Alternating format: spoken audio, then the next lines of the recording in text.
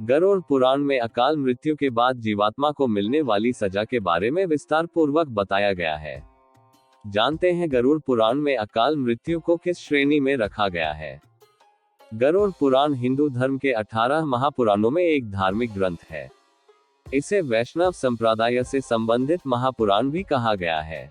इस ग्रंथ को मृत्यु के बाद सद्गति प्रदान करने वाला माना जाता है। गरुड़ पुराण ग्रंथ में भगवान विष्णु और पक्षीराज गरुड़ के बीच हुई बातचीत में जीवन मृत्यु, स्वर्ग नरक और मृत्यु के बाद आत्मा के बारे में विस्तार पूर्वक बताया गया है।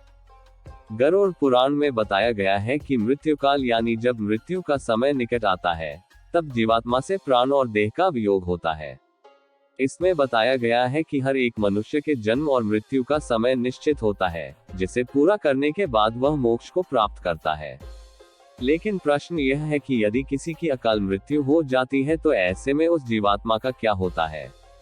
जानते हैं गरुड़ पुराण के अनुसार क्या है अकाल मृत्यु और इसकी सजा। मृत्यु और अकाल मृत्यु में अंतर। गरुड़ पुराण के अनुसार किसी व्यक्ति के जीवन के 7 चक्र निश्चित होते हैं।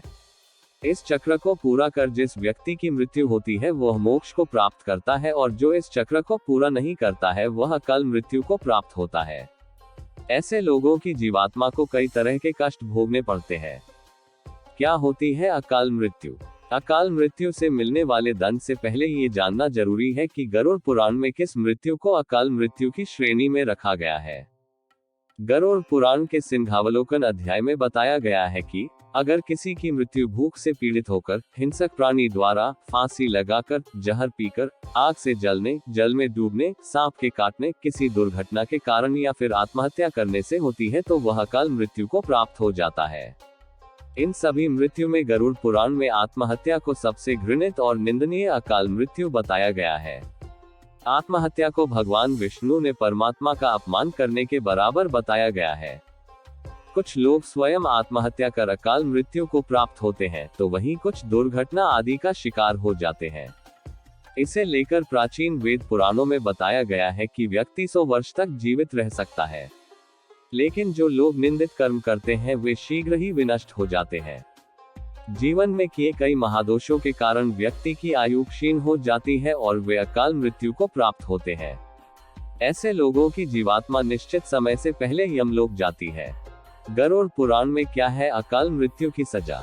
ऐसे लोग जिनकी मृत्यु प्राकृतिक रूप से होती है, उनकी आत्मा 3, 10, 13 या 40 दिनों के भीतर दूसरा शरीर धारण कर लेती है। लेकिन आत्महत्या का अपराध करने वालों की आत्मा तब तक भटकती रहती है जब तक उसका समय काल ईश्वर द्वारा निर्धारित नहीं किया जाता। ऐसी जीवात्मा को न ही स्वर्ग मिलता है और न ही नरक। उनकी आत्मा लोक परलोक के बीच भटकती रहती है।